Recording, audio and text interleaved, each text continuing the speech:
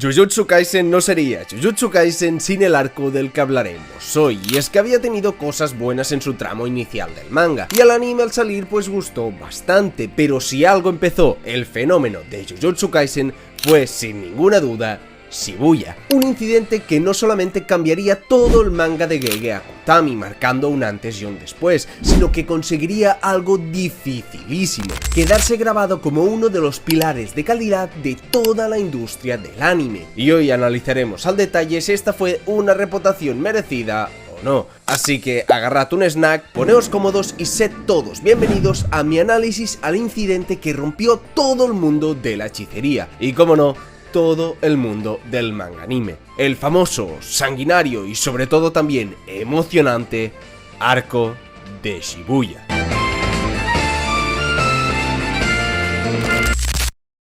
Para atacar a Gojo Satoru se necesita un momento y lugar concreto. Después de establecer nuestras ventajas, lo sellaremos. Lo haremos el 31 de octubre, en Shibuya.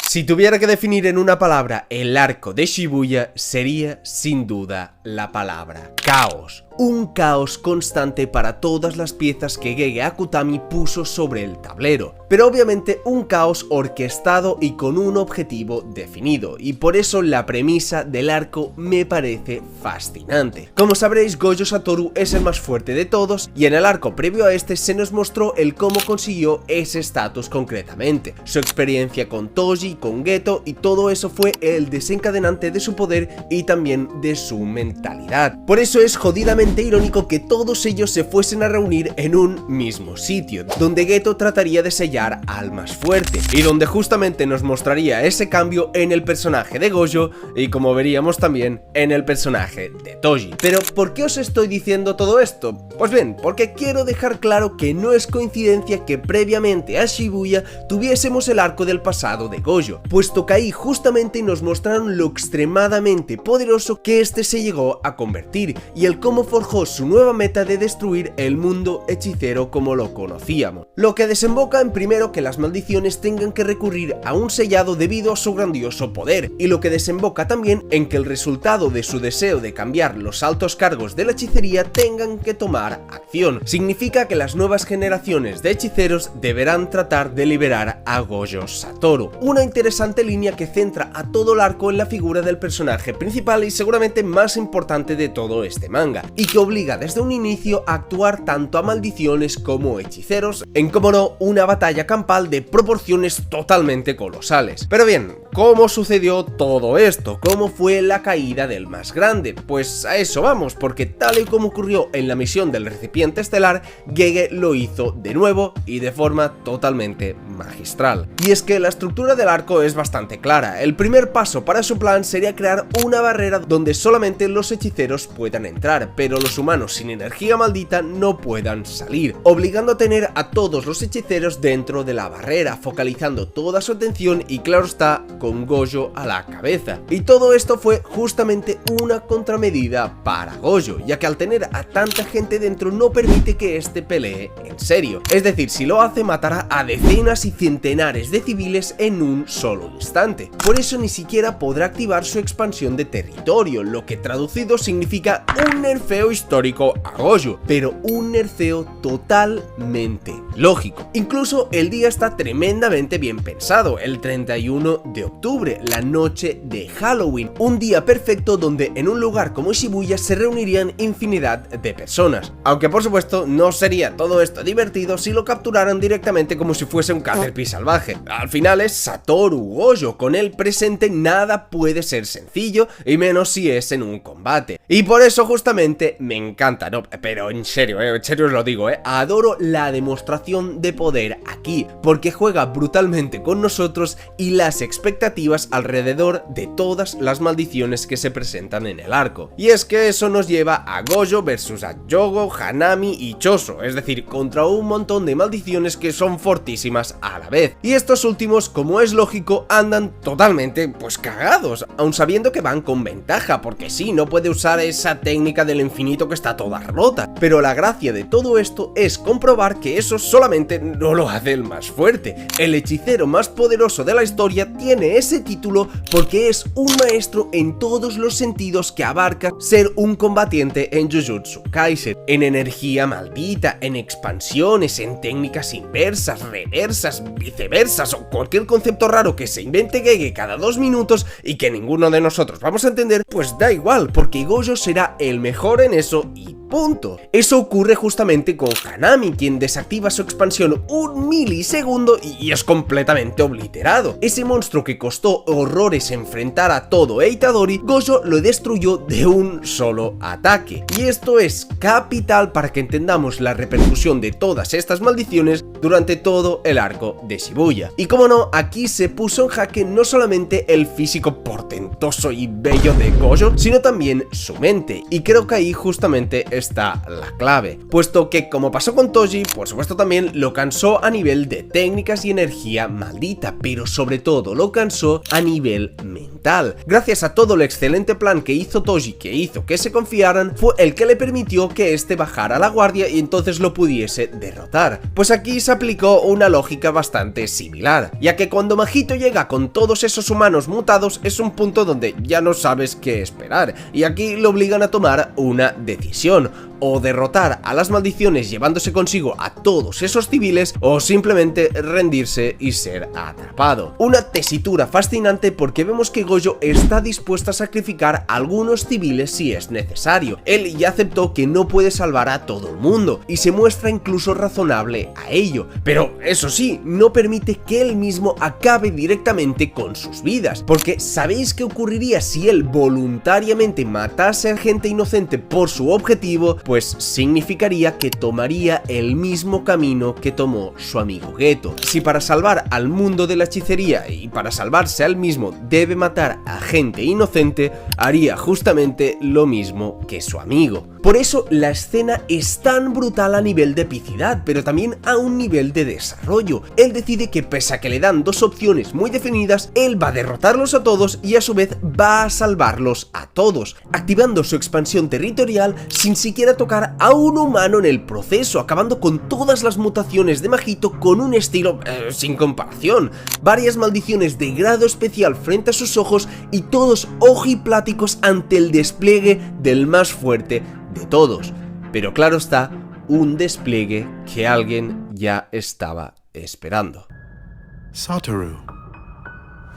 Y por esto justamente el arco del pasado de Gojo es tan pero que tan importante en Shibuya. La prisión confinadora, el ojo este extraño malo malote, solamente puede actuar si Satoru Gojo se encuentra estático durante un minuto, algo impensable de conseguir de cualquier manera. Escasos segundos antes, en una milésima de segundo, pudo hacer cosas que nadie ni siquiera pudo ver, pero justamente era un minuto en su mente, y el ver de nuevo la cara de su viejo amigo es algo que sin duda rompería toda su mente, y en ese instante, de nuevo en un pequeñísimo instante en el cerebro de Gojo, reventaría. Por su cabeza pasaría toda la historia con su amigo, irónicamente con su único verdadero amigo. Y ese fue un impacto justamente por ser el más fuerte de Jujutsu Kaisen, la soledad que acompaña a dicho título, el único error que podría tener un dios como él, porque la cara de Suguro Geto sería la única cosa que podría quebrantar el espíritu de Gojo, un paso indispensable para todo su sellado.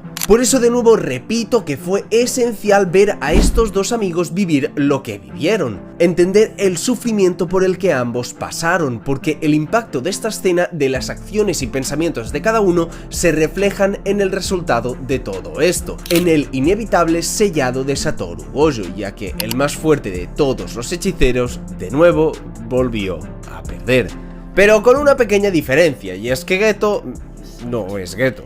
O bueno, sí que lo es, pero a medias, porque puede responder a lo que dice Gojo, pero en realidad no, porque tiene dentro una maldición o algo así, bueno, algo que en primera instancia a mí me enfadó bastante, porque como sabéis, amo con toda mi alma Geto, pero bueno, ese no es el punto de aquí. Y como dije, pues gran parte del arco es ver cómo los discípulos y hechiceros de todo el manga tratan de recuperar a Satoru Gojo. Es decir, la estructura básica de todo el arco es la de un simple rescate, pero uno que guarda demasiada importancia. Ya que veréis, normalmente en los otros shonens que hayamos podido ver, la mítica saga de rescate que hay en todos estos se debe normalmente a que el personaje que ha sido raptado en cuestión tiene una conexión expresa y directa con nosotros y sobre todo con los protagonistas. Obviamente afectarán también a la historia, pero sobre todo se debe a ese componente emocional. Pero aquí no solamente este último se mantiene, sino que sobre todo el impacto que supone para el mundo erigido por Gege Akutami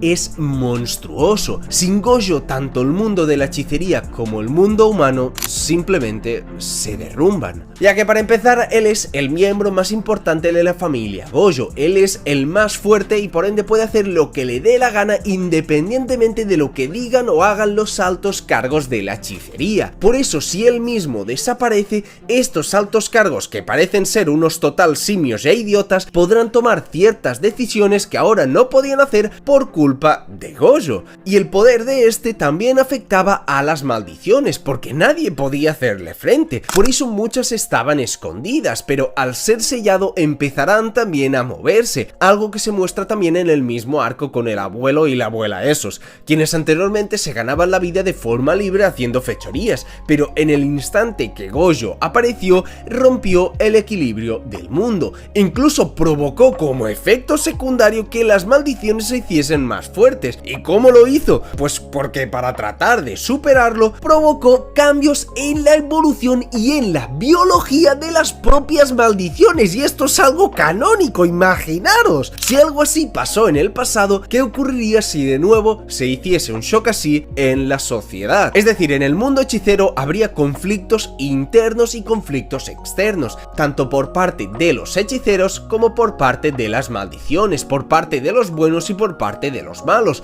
Todos se verían afectados por esto en el futuro e incluso en el presente, como muestra este arco. La importancia de Gojo es tal que es sin duda el absoluto pilar del manga, y las repercusiones si no consiguen liberarlo pueden ser irreversibles. Por eso es que el rescate ya desde un inicio se siente totalmente de vida o muerte, que realmente el destino del manga de Jujutsu Kaisen depende de lo que Itadori y los demás puedan llegar a hacer.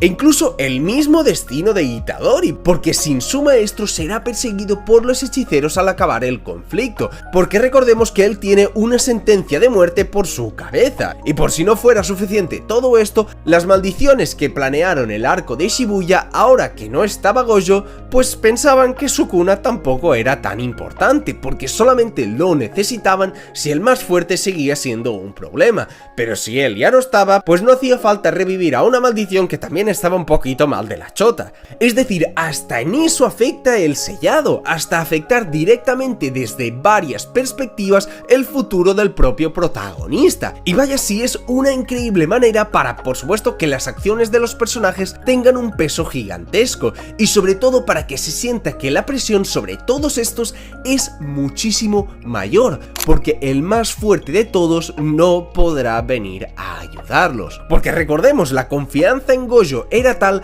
que dejaron que entrara él solo a Shibuya para enfrentar al enemigo, y por eso justamente fue capturado. Es decir, vivían en una ilusión que no les permitía ver la realidad, y justamente para evitar un mayor caos en el mundo es que, tal y como dicen todos los hechiceros, pase lo que pase, vamos a rescatar a Satoru Gojo. Y eso nos lleva a las peleas del arco, y es que este arco está plagado, pero plagado de combates, y como bien sabréis, pues soy un absoluto fan de estos. Hablaremos de todas o prácticamente todas, pero ya os avanzo que seguramente las de este arco son las mejores hasta la fecha de Jujutsu Kaisen, y en múltiples sentidos, y son por supuesto gran parte del encanto de toda esta saga, porque si tienes una idea tan buena como la de rescatar al más fuerte, si eso lo conduces con unas peleas brutales brutales, pues te queda como un arcazo. Y vaya si Gege Akutami tenía esto claro. La primera de todas fue Itadori versus un saltamontes, y la pelea en sí pues empezó bastante rara, pero la verdad me reí como un hijo de perra, porque todo el rato se la pasa diciendo: yo soy muy listo, soy una langosta muy pero que muy lista.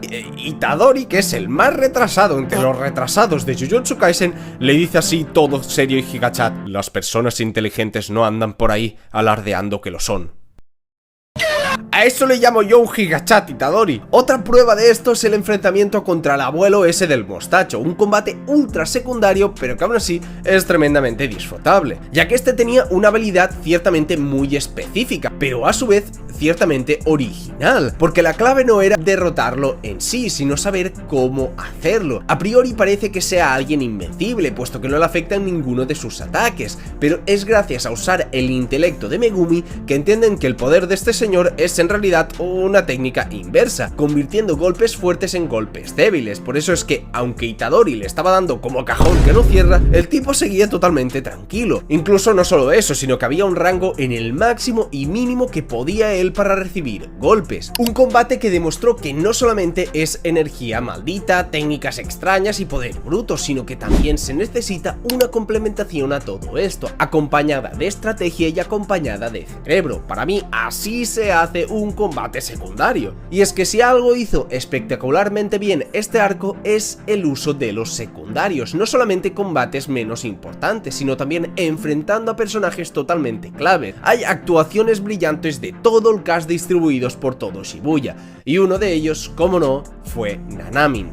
Hay más apariciones de él, pero sin duda la primera de todos creo yo que fue el punto de inflexión en el personaje, porque sí, para mí ya era un personajazo, todo su arco narrativo me pareció una delicia, el choque de ideales con Mahito también, pero seamos honestos, lo que mucha gente adora es ver a un épico papucho cagar a trompadas a un hijo de perra, y pues aquí justamente hicieron eso. Si Itadori es un chat por lo de la langosta, pues Nanamin es un super chat, un ultra chat, un gigachat 4000 ultra instinto Monkey D. Uchiha, porque en el manga sí se veía ya bastante fuertote, pero en el anime, madre mía, pero qué escena le dieron, cogiendo de la coleta al rubio o rubia esta, que nunca me quedó claro, y haciéndolo un destrozo sin precedentes, y para qué mentirnos, ojalá ser la tipa rubia. ¡Que te calles la boca y ponte a chupar ahí! Oh sí, pégame Nanamin, he sido un chico muy malo. Me encanta este momento porque le hace justicia a un personaje brutal y se gana el apoyo del gran público, y más si tenemos en cuenta lo que significa para el personaje. Nanamin lo vimos siempre como un personaje tranquilo, incluso uno que se forzaba a serlo. Ya lo vimos ante Mahito, donde este mintió, donde realmente no debía tratar de mezclar sus emociones en su trabajo, sin embargo no podía dejar de sentir pena por los humanos que convertía Mahito, pero esta vez se enfocó todo esto desde otra perspectiva, la de un hombre que tiene que tratar de no sufrir por su propia falta de poder, la de un hombre que tiene que tratar de controlar sus emociones, pero la de un hombre que no puede evitar sentir todo eso. En esta situación él irradiaba odio por todos sus poros, estuvieron toda la vida matando a sus camaradas, a incluso gente que no son hechiceros, enfrentando a unos tipos que literalmente no les importa la vida, porque si algo tienen en común prácticamente todos los enemigos de Jujutsu Kaisen y en este arco,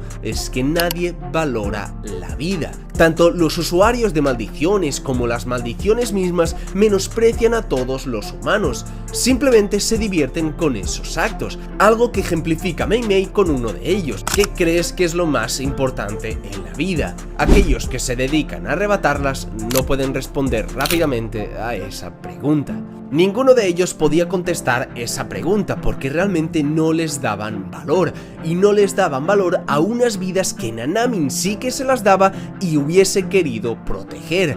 Por eso la paliza es tan satisfactoria. Obviamente no va a acabar con el problema de raíz, más bien se puede considerar este acto como un desahogo. Pero ¿qué desahogo, por favor? Detrás de esos pasos firmes y de esos puñetazos durísimos había un hombre harto del asqueroso actuar de las maldiciones y de incidentes como el que estaba ahora sucediendo en Shibuya. Aunque claro está, hay alguna que otra excepción, y eso nos lleva a Choso vs Itadori, ya que adoro todo lo que tiene que ver con este combate, y es que es sencillo, a su vez extraño, pero sobre todo emocionante. Esta es la primera vez donde vemos al protagonista completamente solo contra un personaje que es realmente, pero realmente poderoso. No, lo siento, langosta, pero tú no cuentas, porque sí, ese bicho feo en un inicio de la historia habría sido un mundo para Itadori, pero anteriormente vimos cómo se lo papeó demasiado fácil. Es ese pequeño detalle el que te hace sentir tranquilidad por el protagonista. Ha pasado por un arduo entrenamiento, como todos los de su género,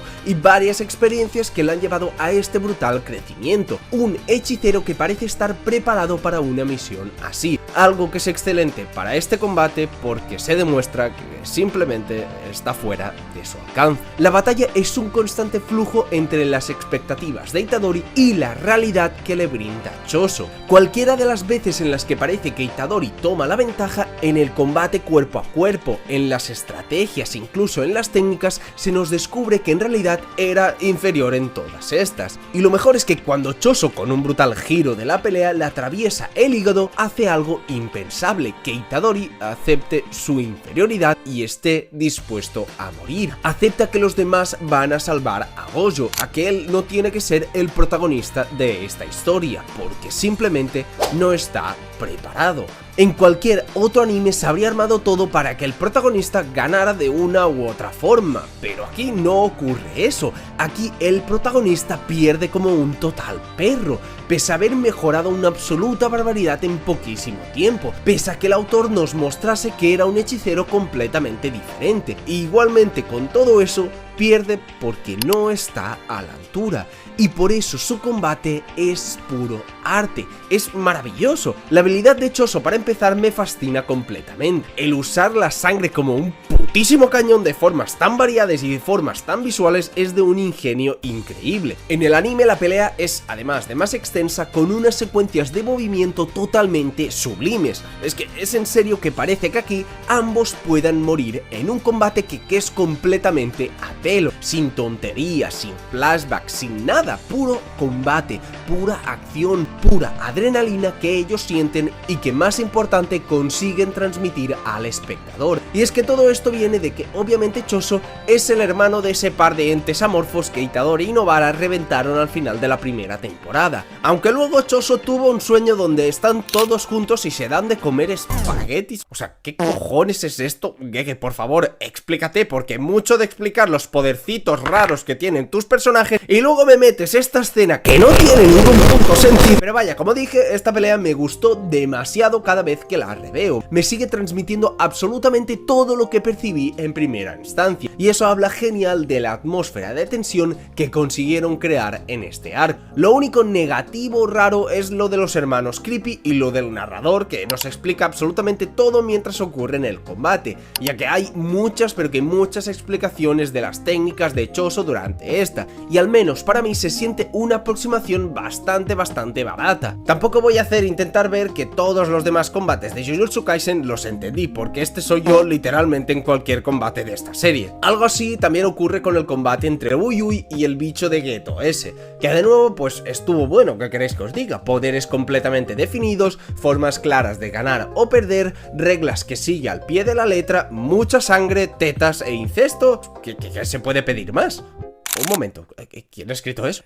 Y por supuesto, si creo que un combate define lo que significa todo este arco, es la pelea contra una de las 4 maldiciones de grado especial, que se enfrenta a Maki, Nanamin y el líder del clan Zenin, cuyo último tenía un poder basado en los FPS, los frames por segundo. Y justamente, como buen youtuber que soy, voy a repescar todo esto para llevaros a hablar de un tema bastante, pero que bastante importante. Y es que, a ver, no sé cuántos de mis seguidores seguían este arco en su día, o tampoco sé si ni siquiera es algo palpable a medida que avanza la segunda temporada, pero el arco de Shibuya tuvo un grandioso problema. En el arco del pasado de Gojo ya mencioné el absoluto trabajazo que hicieron los animadores, convirtiendo un arco buenísimo en uno excelente, prácticamente perfecto, mejorando el material original, dándole vida propia y convirtiéndolo en una experiencia totalmente única. Y ese es el camino que sin duda estaban siguiendo en Shibuya. Nadie va a negar el trabajazo que estos hicieron hasta este combate o incluso a posteriori. Es que es algo imposible, porque al igual que en la saga anterior, estaban mejorando gratamente todo lo que ilustró Gege Akutami. Pero lo que muchos no saben es el precio que se tuvo que pagar por eso. Yo, que no soy alguien que me fije demasiado en este tipo de cosas, de frames, de animaciones y demás, sí que noté algo raro el capítulo 14 de la temporada 2. Esa pelea con la maldición, los golpes de los personajes, las reacciones, los movimientos del agua, mostraban claramente no que el trabajo fuese malo, sino que el trabajo directamente estaba incompleto. Y a ver, yo sé que este es un canal pequeño y no tengo demasiada influencia y todo lo que queráis, pero no puedo no mencionarlo. Me sentiría mal hacer este análisis documental del arco más importante de esta serie y solamente hablara de las cosas positivas y no hablara de algo tan y tan nocivo como fue esto, porque todos sabemos más o menos la manera de ser de los japoneses, prácticamente robots que viven para trabajar, donde quedarse a hacer horas extra no es un castigo, sino es un deber, donde jamás harían o dirían algo grosero sacado de tono, simplemente su cultura les empuja a creer y actuar así. Por eso es tan y tan revelador que hubiese múltiples quejas por parte de los trabajadores de MAPPA en redes sociales. Nos muestran la total tortura que debieron pasar para sacar los capítulos, y cito: la cantidad de reacciones sugiere que se trata de una producción a gran escala, pero al mismo tiempo el salario por el trabajo no es especial en comparación con otros, y lo triste es que se trata de una cantidad de dinero poco rentable para esta profesión. Este sueño es una mierda. Primero, un salario digno era inexistente para una producción del tamaño de Jujutsu Kaisen 2. Gente que quiere dedicarse a esto, que está animando uno de los animes más importantes de la década, quizás el más importante de lo que va de siglo, no tiene el reconocimiento monetario que debería tener. Y cito también, el episodio 17 de Jujutsu Kaisen temporada 2 no está terminado. Estoy contento de que a mucha gente le guste, pero me hubiese gustado que el staff pudiese terminarlo. Tal y como está ahora, lo que está presente en pantalla es el 30% de la visión que teníamos. Gente que solamente quiere hacer su trabajo simplemente no se lo permiten, porque el director de este capítulo fue el mismo que el del combate entre Choso e Itadori, que ya he mencionado que me pareció completamente sublime. Y sí, yo entiendo que es lógico que el 100% de la visión que tengan los animadores no siempre se podrá completar,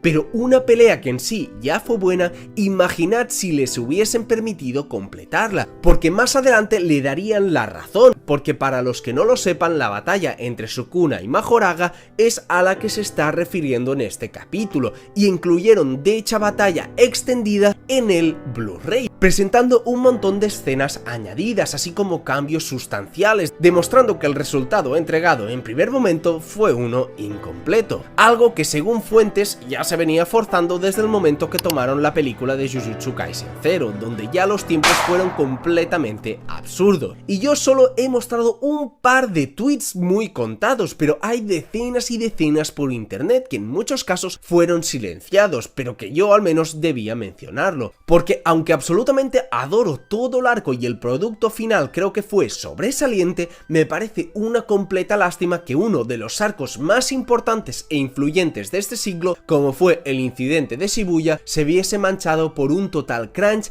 absurdo por parte de MAPPA, porque todos queremos disfrutar del anime, pero no a cualquier precio, ni por encima de gente honrada que solamente quiere hacer bien su trabajo o quiere cumplir su sueño. Y desgraciadamente el incidente de Shibuya también pasará a la historia por esto.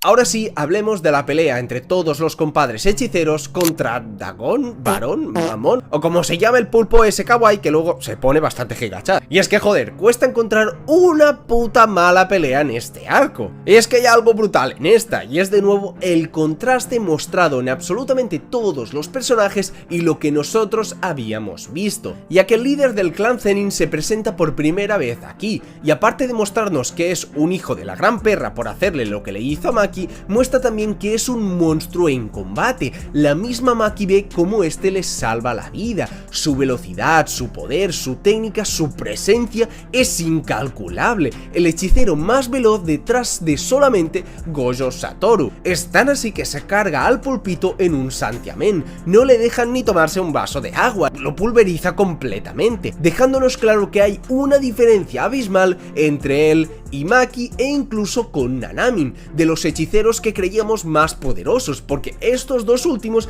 ni siquiera lo pueden ver moverse. Tan así que puede anular con su técnica la expansión de territorio del pulpito, pero que incluso así, este putísimo monstruo en un despiste le quita un brazo. Hasta el líder del clan Zenin, uno de los más famosos de este manga, está lejos de poder ganarle en un combate cara a cara a un bicho así, y solamente consiguen hacer algo porque Megumi entra dentro de su territorio, algo que ya la serie nos mostró en el combate entre Itadori y Mahito, y a su vez lo hace arriesgando su vida, pero no desechándola, que es lo que hacía antes de su punto de quiebre al final de la primera temporada. Por esto digo que es una absoluta maravilla la construcción del duelo con los elementos introducidos, el juego brutal que hacen los niveles de poder de los personajes, dándole una complejidad brutal y a su vez haciendo el combate mucho más entretenido, mucho más disfrutable y también enfocado a la narrativa de la historia, como vimos con Megumi. Hay algo curioso, y es que todos allí tenían algo en común, y era que formaban o debían formar parte del clan Zenin, aunque bueno, también estaba Nanamin, que está bien fresco ahí, mi pana. Ahí están los que heredaron la maldición del clan Zenin, los que aún no han podido dejar atrás dicha maldición, y si algo tenían en común aquí todos estos,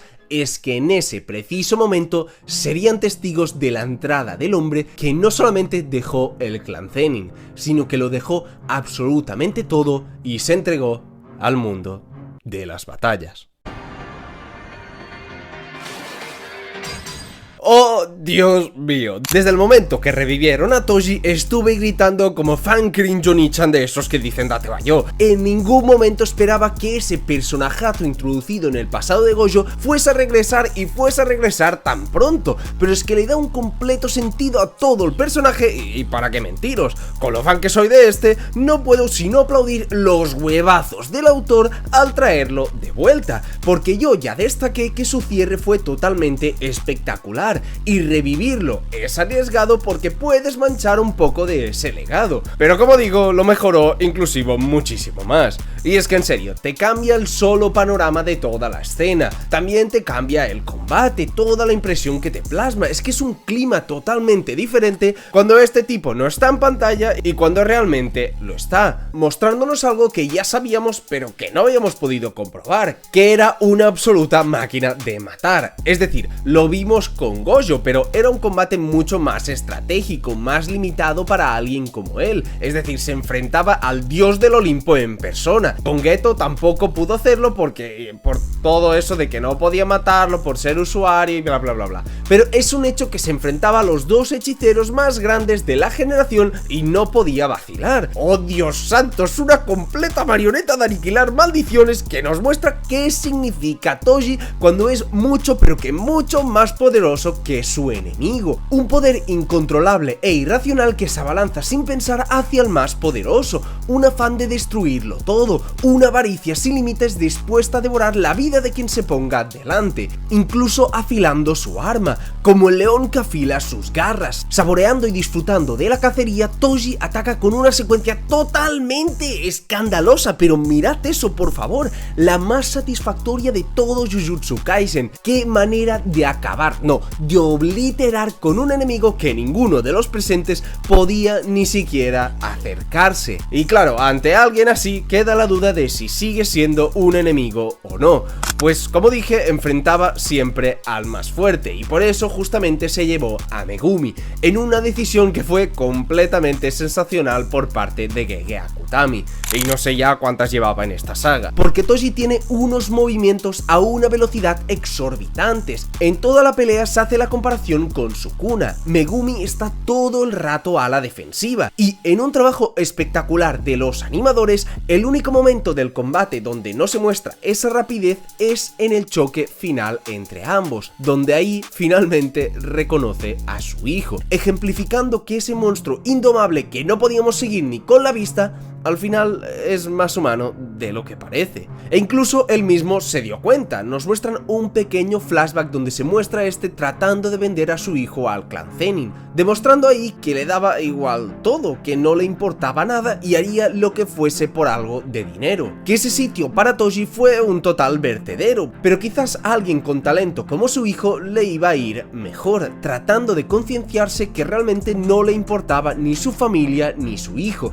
y que ni siquiera se estaba valorando a sí mismo. Pero al final de su vida sí que nos mostró que le importaba algo, y porque al reconocer a su hijo y darse cuenta que este no acabó en el clan Zenin, al final no acabó siguiendo su camino y no acabó en el clan Zenin. Es decir, el hombre que lo abandonó todo, que no le importaba nada, ni siquiera su familia, ni siquiera él mismo, al final de sus días se alegró de que su hijo no sufriese lo mismo que él. Y sí, me hubiese encantado que Toji siguiese vivo. Era alguien al nivel de Gojo en cuanto a todo, a presencia, a estilo, a poder, pero ¿qué queréis que os diga? Debo reconocer que el traerlo de vuelta y darle este fantástico final fue totalmente perfecto. Una brillante escena que cuando la vi solamente me pude levantar y aplaudir por semejante obra de arte. Y por si fuera poco, después de la derrota del protagonista o de la resurrección de alguien como Toji, se le tiene que sumar la aparición de Yogo o incluso el despertar de Sukuna, y apenas estando en mitad del arco, y por eso, de nuevo y no sé cuántas veces van, hay que echarle flores a Gege Akutami. La constante incertidumbre de lo que va a pasar a continuación, de quién va a ganar a quién en cada combate, de qué evento perturbador va a cambiar todo el arco de repente. Todo eso es algo que pocas veces he visto en otros shonen. Aquí realmente nunca sabes qué va a pasar a continuación. La magnífica balanza con la que el autor juega con la escala de poder es algo que en serio no he visto en otro anime. Porque, hagamos memoria, retrocediendo a mi análisis a la primera temporada de Jujutsu Kaisen, hay cierta pelea que ni siquiera mencioné a propósito, puesto que realmente no era necesario. Y eso me refiero a la pelea entre Gojo y Yogo.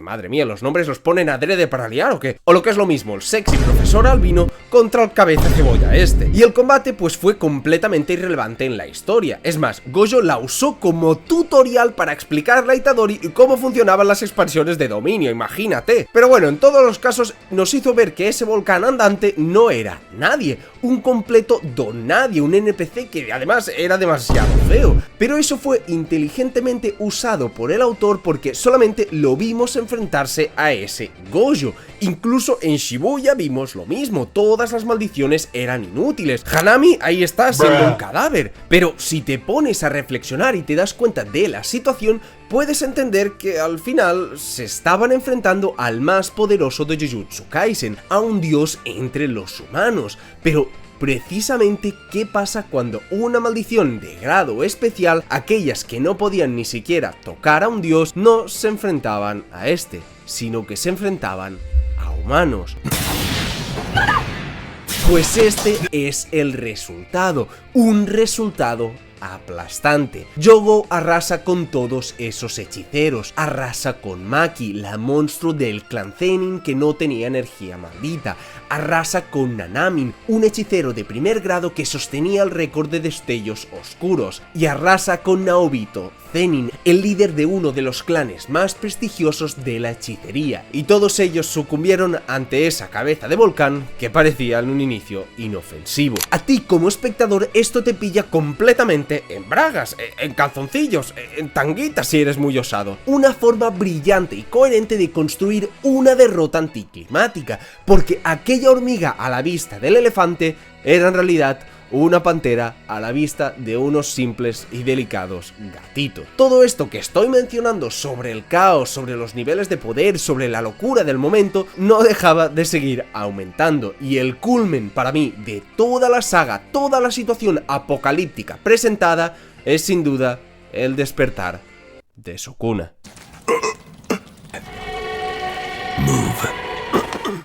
le he estado dedicando ciertos espacios a los combates que creía eran más importantes de todo Shibuya, pero necesitaba, y no, en serio, era imperial que hablase solamente de Sukuna, porque mirad, hay formas y formas de construir a un villano, dándole las facetas típicas a este, es decir, presencia, poder, carácter, maldad, ya sabéis, el perfil típico de malo maloso de todos los animes. No se diferenciarán en exceso unos de los otros, pero sí en el cómo se transfieren todas esas facetas al espectador, y en este momento en concreto, Sukuna se convirtió en la absoluta pesadilla de Jujutsu Kaisen, convirtió el incidente de Shibuya en el mismísimo infierno. Vamos poco a poco, porque estas acciones son todas brutales y vitales para que Sukuna pasase de ese villano, pues que sí, que estaba ahí, pues como todos, a realmente el mayor antagonista de esta serie, y todo empezó aquí. Porque de nuevo, lo vimos pelear con Gojo cuando le dieron el primer dedo a Itadori, pero ahí no fue la gran cosa, ya que obviamente de nuevo era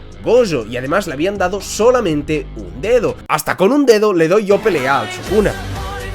Por eso aquí le dieron como 3000 dedos a la golosa del Sukuna, porque primero, la idea esa de ir a buscar los dedos poquito a poquito en plan lo que pasa en Inuyasha fue un concepto desechado rápidamente, porque era demasiado previsible, algo que es un acierto gigante del autor, haciendo que aquello que en teoría era la premisa de la serie, es decir, buscar los dedos para que Itadori pueda tragárselos, lo convierte en algo totalmente secundario, arriesgándose con una historia mucho más difícil de cohesionar, porque habría sido mucho más sencillo narrar una historia donde lentamente, a través de los dedos de Sukuna, se fuese aumentando el nivel de las maldiciones y de los protagonistas, y todo tuviese una pendiente totalmente ascendente, uniforme y lógica, pero eso también la haría previsible y la haría aburrida. De este modo, al darle todos esos dedos a Sukuna, tira por la borda toda esa idea de la progresión lógica en los shonen, y nos ponemos en manos del caos que nos quiera mostrar el autor, y eso se tiene que halagar a Gege, porque aún así no solamente consiguió cohesionar todo este quilombo, sino que darnos un caos con sentido,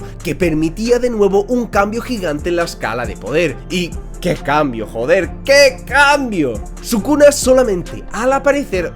No, mejor, digámoslo al revés. Los demás, al sentir a Sukuna, muestran unas expresiones de completo terror. Inclusive la maldición que vapuleó a todos nuestros hechiceros. Yogo se estaba cagando dentro. Que sus cabezas estén en alto, ese simple hecho es una ofensa. Arrodillarse solamente a una pierna es una ofensa. Tratar de pedirles favores a este es una ofensa. Cualquier cosa que le hagas tú a Sukuna puede llegar a ser una ofensa, demostrando que no hay nada ni nadie más grande que él. Nadie puede mandarlo, nadie puede igualarlo, ni siquiera nadie puede estar por debajo de él si no es con una diferencia abismal. Le corta la cabeza a Yogo por eso, le explota la cara a las chicas, todo de manera tan brutalmente explícita y tan gráfica que solamente te pueden dar escalofríos de lo que es capaz de hacer este tipo.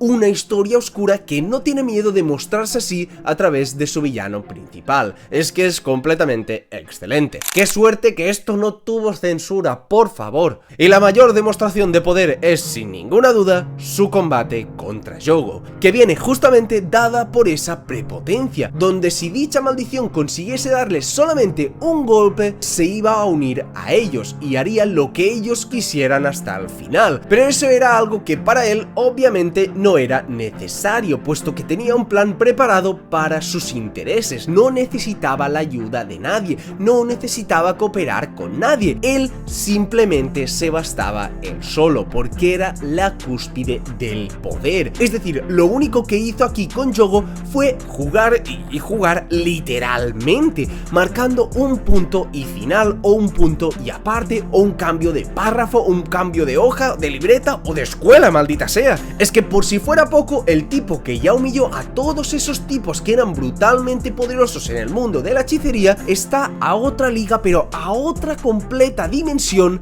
de Sukuna. Una superioridad que solamente vimos con Gojo, irónicamente también se muestra aquí con un personaje del otro bando. No puedo olvidar la escena con Panda y los demás en medio de su combate, donde va a caer una técnica que va a destruir mitad de Shibuya, y este jugando con todos los hechiceros de ahí, con su presencia imponente, solamente les permite moverse cuando él diese la orden. No solamente a maldiciones o usuarios de maldiciones, es que cualquiera que estuviese a su alrededor sentía que realmente eran hormigas que podían ser pisadas en cualquier instante. Una superioridad que seguramente no he podido ver en cualquier otro anime. Un tipo que tiene solamente un ratito pequeñito para destrozarlo todo, hasta que le tenga que dar el cuerpo a Itadori. Y vaya si ese ratito pequeñito lo usó excelentemente bien, con ese punto macabro que jugaba con todos los que se cruzasen en su camino. Inclusive, como vimos, el hechizo del volcán es justamente el fuego. ¿Y cómo hace Sukuna para vencerlo? Pues usando fuego, pero un fuego mucho mejor que el suyo. Nah, el Sukuna este es un picante de los que ya no quedan, porque como bien nos dice el narrador, aplastar, cortar y quemar. Para el Sukuna, ya sean hombres o maldiciones, para él todos valen lo mismo. No valen nada. Y esta frase es perfecta para explicar todo lo que hizo aquí Sukuna, porque en el simple instante donde activó su técnica, ahí ya se acabó todo para Yogo. Y eso fue justamente por la diferencia entre ambos en poder, obviamente, pero sobre todo en mentalidad. Y por eso debo hablar de su conversación final, una que me parece interesantísima si se entiende el contexto de ambas, ya que sí, de primeras hablar del Mike Wazowski este no parece demasiado divertido, pero dejadme un momento, ¿creéis?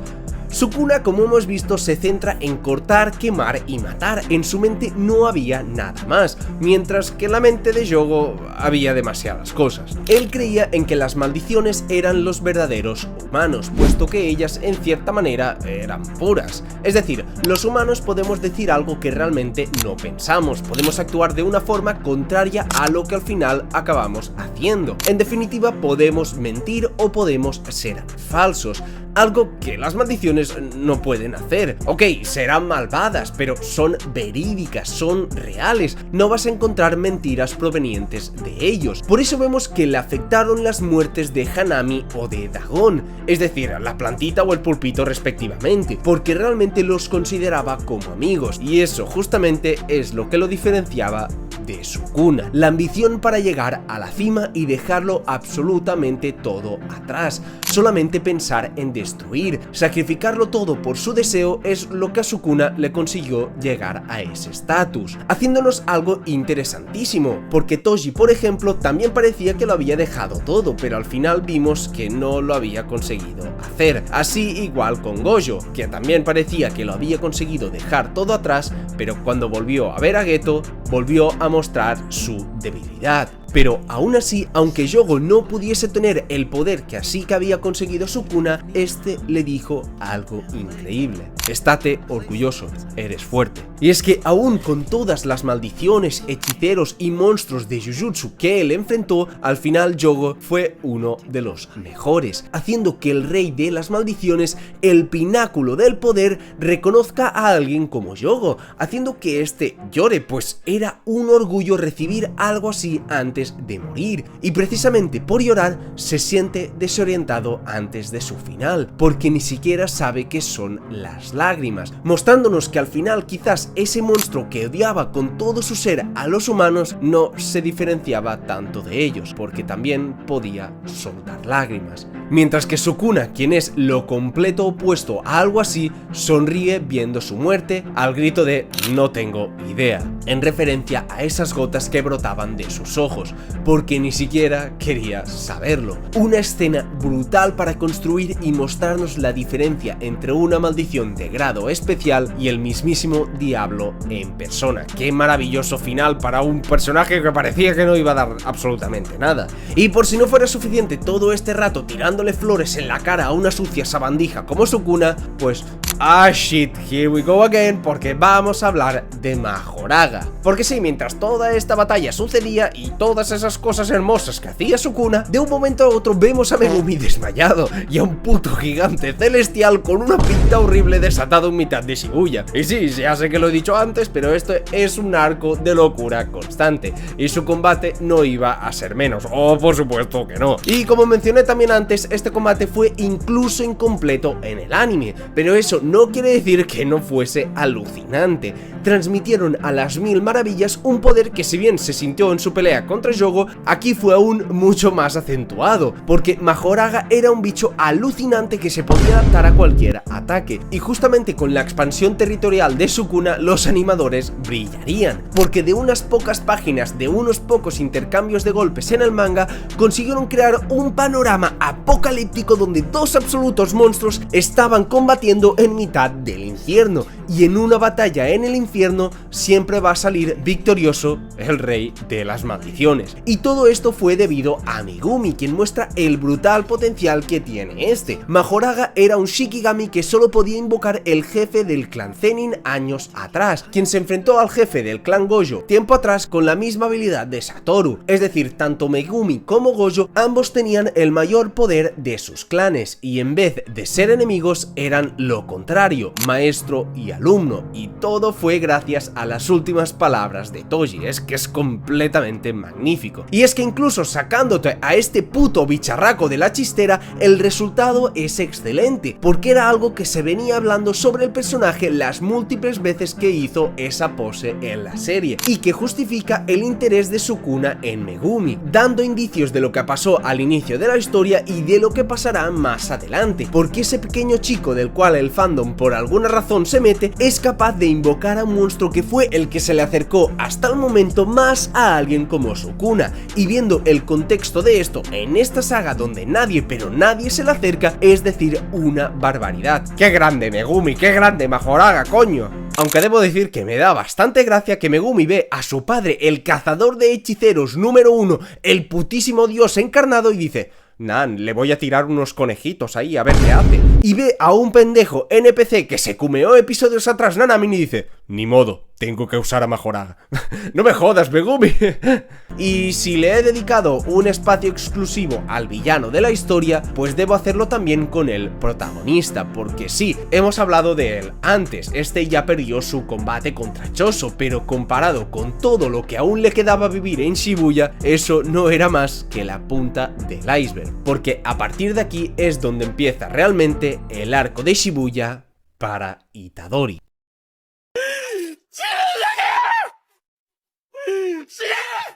¿Qué ocurre cuando regresas del mismísimo infierno? Pues que te das cuenta de la cruda realidad de este. En momentos como este es cuando me gusta recordar las palabras de su abuelo: cuando llegue el momento de irte, asegúrate que estás rodeado por otros. Ayuda a la gente, porque Sukuna representa completamente lo opuesto, contradice todas las bases del protagonista, porque tal y como le dice a Yogo, en lo único en lo que piensa es en destruir. Y el momento donde todas esas muertes caen como una losa encima del protagonista me encanta, porque él debe ayudar a la gente, por eso quiso tomar los dedos de Sukuna en primer lugar, pero aquí en Shibuya hizo justamente lo contrario, mató a una infinidad de gente que era totalmente inocente y lo hizo con sus propias manos, y justamente por eso se levanta y sigue peleando, porque claro, ahí fuera los demás compañeros seguían luchando, debía levantarse y hacerlo también, porque si se quedaba justamente ahí sentado solamente sería un asesino y no podría hacer lo que su abuelo le dijo: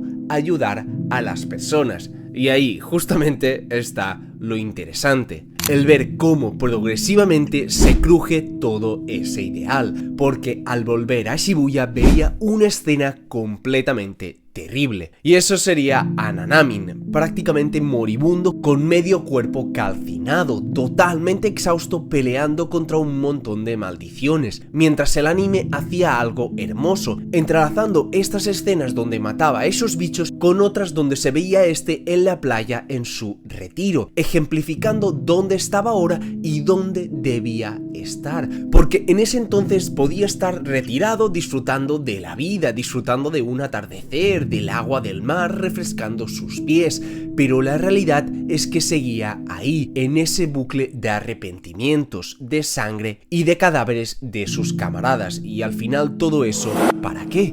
¿Realmente valía la pena? Pues la respuesta a esta pregunta está en sus últimas palabras: Itadori, te encargo el resto.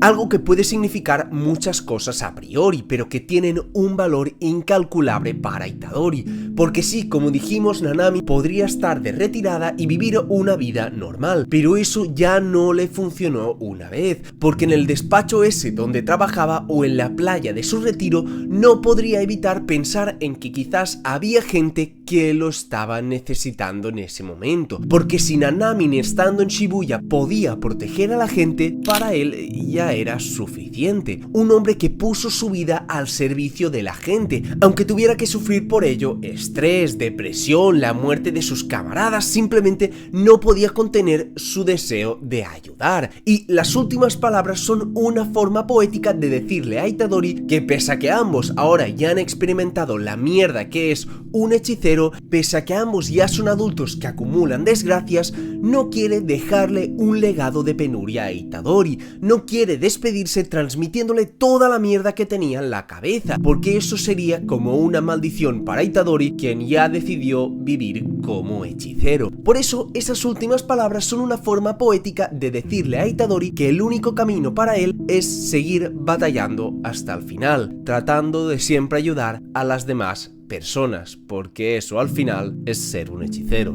Un final perfecto para el personaje, puesto que muere como un don nadie, ni siquiera como un héroe o de forma honorable, puesto que jamás hubo opción para alguien como él, y por supuesto sin mencionar lo excelente que es para la historia que esto le suceda al protagonista, que ya andaba totalmente quebrado, ya que aquí no solamente mató a gente, sino que tampoco pudo salvar a su maestro delante de su cara. ¿Y quién fue el que hizo todo esto? Pues sí señor, Mahito, y es que el reencuentro entre este e Itadori era uno de los puntos más interesantes de todo el arco, y que vendría aún más hypeado con lo siguiente, porque se nos muestra que Mahito se puede dividir y uno de los clones se enfrenta a Nobara. Y ya me diréis, esta pelea se presenta con el clásico esquema de la pelea del shonen. Al inicio Nobara parece no poder hacer nada, poco a poco va apareciendo que gane terreno y con un buen giro de guión parece que vaya a ganar el combate, es decir, es un maldito clon. Tú sabes que Nobara no va a acabar con el verdadero Mahito porque es un villano demasiado importante, pero con un clon está clarísimo que no perderá contra un clon, ¿verdad? Es más, esto me recordó el típico combate secundario para hacer ver medio bien a un personaje secundario, para que cuando acabase el manga todos dijeran, pero recuerden, Nobara fue capaz de ganarle a un clon de Mahito, Y es que en realidad hacer eso es un win-win en toda regla. Los fans de la personaje estarán contentos y la trama seguirá emocionante con Mahito como enemigo. Pero Gege siempre te da un giro a todo. Cuando parece demasiado obvio para ser verdad, lo gira totalmente. Y es que cuando vi a ambos Mahitos corriendo y en vez de unirse decidieron cruzarse, no es algo que en mi cabeza se pasase en ningún momento, porque el hacerlo, independientemente de lo que pase más adelante, significa algo que nunca esperaba de esta serie, es decir, tener las pelotas de acabar con una de las protagonistas de la historia. Su final fue anticlimático y quizás el personaje daba para más, pues puede ser y ahora lo hablamos, pero qué refrescante es ver a algo así. Ante tantas desgracias juntas no esperarás otra y otra y otra, pero el arco no deja de sorprenderte y eso lo siento por el personaje, pero es que es magnífico en este contexto. Ahora bien, tampoco es que Gege escupiera en ella, se riera de ella y le explotase un ojo al estilo de los Cell Jr., porque eso no es verdad. Bueno, eso último sí, la verdad, pero no lo puedo culpar por ello, porque igualmente creo que le dio un buen papel. Es decir, creo que mucha gente no entiende la base del personaje de Nobara, y es que esta no aguantaba a la gente que juzgara a los demás sin conocer. Por eso odió a Mai o a la niña esa de la escoba por juzgar a Itadori o a Maki, pero justamente en su pequeño flashback antes de su muerte nos damos cuenta que ella hizo justamente eso desde que era pequeña. Odió a su pueblo por ciertas cosas que les ocurrieron a sus amigas, pero la realidad es que no todos en ese pueblo eran iguales, también había gente buena como sus amigas, y eso la convertía en una hipócrita, pues hizo justamente lo mismo que aquellos que odiaba, juzgar sin conocer. Por eso su final se basa en una contradicción, que es lo que le ocurre a todos los personajes de Jujutsu Kaisen, puesto que acepta que en realidad hizo justamente eso y muere con arrepentimientos como todos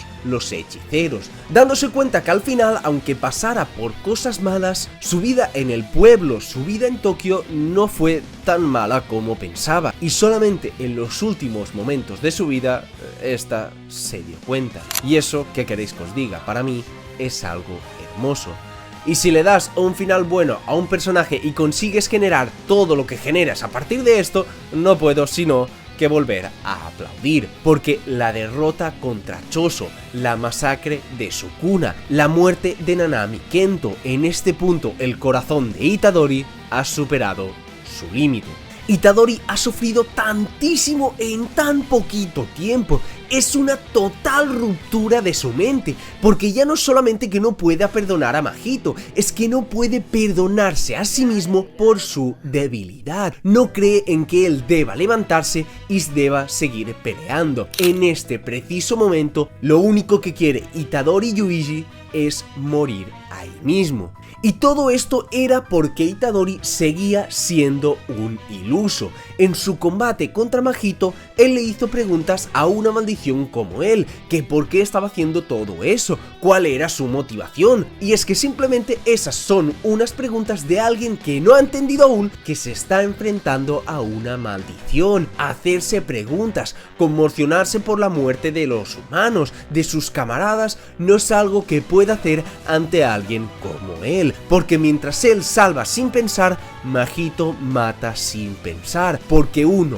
es un hechicero y el otro es una maldición. Todo lo que ocurre en Shibuya desde que Gojo puso un pie en esta ciudad no es justo. En Shibuya no existe la justicia, en Jujutsu Kaisen no existe la justicia, y esto es algo que Itadori aún no había entendido. Gojo tuvo que dejar morir a mucha gente, Megumi tuvo que sacrificarse a sí mismo. Aquí los valores no sirven, puesto que esto es una guerra, la supervivencia, ganar o morir. Todos tenían eso claro, excepto Itadori. Y cuando un amigo está tan perdido que ni siquiera tiene claro qué es lo que tiene delante, pues obviamente estoy hablando de su best of friend, ya que, como no, todo es quien le daría la respuesta. Y eso es que al final es inútil tratar de encontrarle sentido a las muertes, puesto que son el pan de cada día de un hechicero. Nanami y Nobara murieron como perros, nosotros lo vimos. Buscarle una explicación a eso solo hace que manchar su recuerdo. Es por eso que el único camino para un hechicero es justamente lo que le dijo Nanami: te encargo el resto, lo que significa levántate y sigue peleando hasta el final, tal y como lo hice yo. Porque abandonar aquí es una excusa para evitar el dolor, pero el dolor es algo inherente en la profesión de la hechicería. Cargar con ese sufrimiento es el único castigo que tiene un hechicero. ¡Qué material narrativo más excelente! ¡Y qué sorpresa! ¡Otro combatazo! Joder, para muchos el mejor de Shibuya, y seguramente yo no se lo podría discutir, no solamente por lo que viene precedido de este, que lo que he narrado fue excelente, sino porque la pelea en sí es espectacular, parecida a la que tuvieron este dúo contra Hanamin. De nuevo es una pelea por ver cómo cada luchador está constantemente evolucionando y rompiendo sus límites durante la pelea, representado en ese excelente panel de los tres que también se volvió meme, y todo desbordando personalidad, con esa fuerza, ese porte, qué decir, lo completo amo. Y en el anime siempre le hacen justicia, todo God siendo todo God, y anime sorprende, pero aún así no puedes estar tranquilo con él en pantalla. Visto todo lo que ocurrió en el arco, temes también por su vida, si es que lo vemos perder un puto brazo, y todo eso fomenta que Mahito evolucione y saque su verdadera forma, una que parece por cierto de Dragon Ball, aprendiendo también del maestro Akira Toriyama. Llegue en el momento culmen, le da un power up al villano, que obviamente a mí también me hypeó muchísimo en su momento. Y esa escena final de todo y de la victoria de Itadori es completamente cine, diciendo todo que el hecho de aplaudir no es algo físico, sino una alabanza que proviene del alma, y que por eso podía aplaudir aunque fuese sin una mano, y aunque solamente fuese un engaño, fue un acto que alababa a Itadori, e irónicamente Mahito, que podía ver el alma de las personas, no pudo ver eso de todo. Y es que al final el que consiguió ganar este combate de evoluciones fue sin duda Itadori. De su momento más bajo consiguió centrar sus esfuerzos y darse cuenta que es solamente un engranaje en esta historia. Y por eso, gracias a todo, nunca olvidéis el hecho que es todo, gracias a todo, aceptó que Mahito existía, es decir, que el odio entre las personas existía. Aquello que tanto le costó entender a Junpei es lo que por fin entendió Itadori. Y es por eso que aquí debía matarlo, no necesitaba un motivo concreto, solamente debía de hacerlo, porque si quiere proteger a la gente, si quiere ser un hechicero, debe matar maldiciones. Punto. Así como un lobo debe perseguir a su presa hasta el final. Y ese fue el crecimiento forzado que tuvo que padecer nuestro protagonista. Y cerrando por fin la saga, por si no hubiésemos tenido bastante, el final del arco de Shibuya es uno de los más hilarantes y hypeantes que yo haya podido leer, ya que después de todo lo que había pasado Itadori, estando tan cerca de su objetivo de acabar con Mahito, pues Geto le roba la presa en su cara. Ni eso le dejaron hacer al pobre Itadori. Llegue, no seas malo, por favor. Y es que pese a que dije que es el cierre del arco, en realidad parece que nunca vaya a acabar. Aparecen otros personajes, hay más combates, hay más hechos importantísimos para el desarrollo del manga. A mí me encantó esta sensación de que ya nadie tiene energías, de que el arco debe de acabar ya, que no pueden seguir con esto, y aún así sigue dándonos contenido y contenido. Hasta en eso lo hizo brutal el autor. Es decir, aquí de la más absoluta nada aparece Choso después de literalmente cagarse a piñazos con Itadori hasta el punto de dejarlo medio moribundo, y reaparece al final del arco llamándole Oni-chan. Pero no me jodas, ¿qué es esto, tío? Pero esto, aparte de darme muchísima risa, o sea, joder, con mi hermano también me he peleado mucho, pero hay límites, Choso, bro. Pues sirve para señalarnos todo hacia un mismo sitio, es decir, hacia Geto. Así como la aparición de Tsukumo Yuki, o la maestra de todo, o la que tuvo esa icónica conversación con Geto tiempo atrás, pues también nos señala al villano del arco. Porque sí, aún con todo el arco, el autor real de todo lo que ocurre en este, el villano principal de este, ni siquiera ha participado. Imaginad lo increíble y difícil que es hacer algo así. Y todo el tramo final se enfoca claramente para construirlo un poquito, y construir también, por supuesto, el futuro de Jujutsu Kaisen, porque él fue quien selló a Gojo, él fue quien se apoderó del cuerpo de Geto, él fue quien absorbió a Mahito, él fue quien creó a Choso, y él fue quien cambiaría todo el mundo de la hechicería, volviendo más o menos al plan original de Geto, el de optimizar la energía maldita, y no solamente deshacerse de ella, porque así los humanos alcanzarían el potencial que él buscaba. Los hechiceros llegarían a sitios inimaginables, y eso pasaría justamente con incidentes como este, con un caos constante que nadie pueda controlar. Todos se verían obligados a evolucionar. Y aquí viene lo interesante, porque ¿sabéis dónde ocurrió esto y con qué personaje pasó esto? Pues justamente pasó con el protagonista. Todo acaba en un mismo sitio, todo fluye de manera increíble, todo está conectado, y las consecuencias de todo esto impactan rápidamente. Gojo se considera un criminal por dejar vivo justamente a este Geto. Itadori es sentenciado a muerte, y lo es justamente por el anterior protagonista de Jujutsu Kaisen, es decir, Yuta. La edad dorada de la hechicería regresa, y el caos que se formó en Shibuya es solamente el inicio de eso. Y esto es un increíble final y un desenlace perfecto para el que fue un arco totalmente histórico de Jujutsu Kaisen. Y joder, vaya absoluto viaje fue ver esto en su momento y analizar ahora este arco de Shibuya, uno de los mejores que he visto sin ninguna duda. Su reputación es merecida. Creo que es de los pocos arcos del shonen que merece la reputación que le dieron. Gege consiguió juntar a decenas de personajes en un solo arco con un montón de combates y de situaciones diferentes, y todas y cada una de ellas no se sintieron como relleno. Prácticamente todo es capital para la historia, todo es emocionante, usando absolutamente todo el cast, dándole relevancia a absolutamente todos y generando unas ganas indescriptibles de seguir viendo el arco capítulo a capítulo. capítulo, inclusive por supuesto con su apoteósico final. Mi análisis del arco ya dura una barbaridad, pero es que incluso me salté algunas partes como la de Mekamaru, que simplemente no me entró por tiempo, pero que me pareció brutal su desempeño en el arco, haciendo de apoyo durante todo este. Su combate inicial con Mahito también fue un preludio espectacular, y su desenlace como personaje también me pareció muy bonito, muriendo también con contradicciones al haber sido el traidor que filtraba información y arrepentirse al final por ello, como justamente ocurrió con Nanamin o como justamente ocurrió con Nobara. Hasta un personaje súper secundario que no tiene más que eso, al final del arco miras para atrás y te das cuenta de lo bien desarrollado y el importante peso que tuvo en Shibuya, porque al final la estructura de todo este arco es la de un típico rescate en los shonen, pero Gege consiguió darle muchísimas vueltas a ese concepto,